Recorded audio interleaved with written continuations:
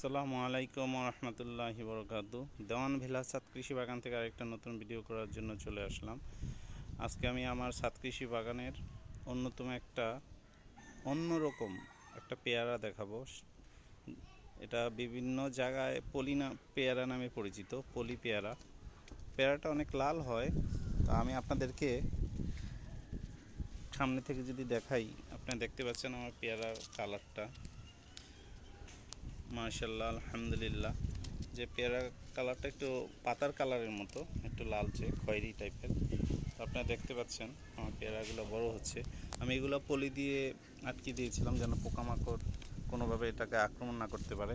এমনিতে গাছটাতে একটু বিভিন্ন রোগে আক্রান্ত হয়েছে, তো এটার জন্য একটা ওষুধ দিতে হবে। এই যে এখানে দেখতে পাচ্ছেন পেয়ারার অবস্থা। তো আমার ছাদ কৃষি বাগানে আমি সব ধরনের গাছই লাগানোর চেষ্টা করেছি। এই যে এখানেও একটা পেয়ারা হয়েছে। তো এরকম করে আমি আরও 3টা পলি পেয়ারা লাগিয়েছি। আপনাদেরকে যদি আরও দেখাই, এই হচ্ছে আমার একটা পলি পেয়ারা গাছ, যেটাতে মাশাআল্লাহ আজকে আমি অনেক দিন পরে দেখেছি বড় হয়েছে। যে এখানেও হয়েছে।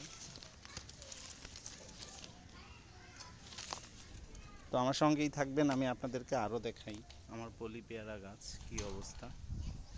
যে জানি না এটা খেতে কতটুকু সুস্বাদু, এখন বড় হওয়ার পর হারভেস্ট করার পরে বুঝতে পারবো, খাওয়ার পর। তো আমার সঙ্গে থাকুন, আমি আপনাদেরকে আরও আমার পলি পেয়ারা গাছগুলো দেখাই। হ্যালো ভিউয়ার্স, আপনারা দেখতে পাচ্ছেন আমার ছাদ কৃষি বাগানের এখানেও একটা পলি পেয়ারা হয়েছে। এই গাছটাতে একটা ফলনই হয়েছে, আপনারা দেখতে পাচ্ছেন। এই যে এই হচ্ছে আমার আরেকটা পলি পেয়ারার গাছ। এখানেও দেখতে পাচ্ছেন আমার আরেকটা পলি পেয়ারার গাছ।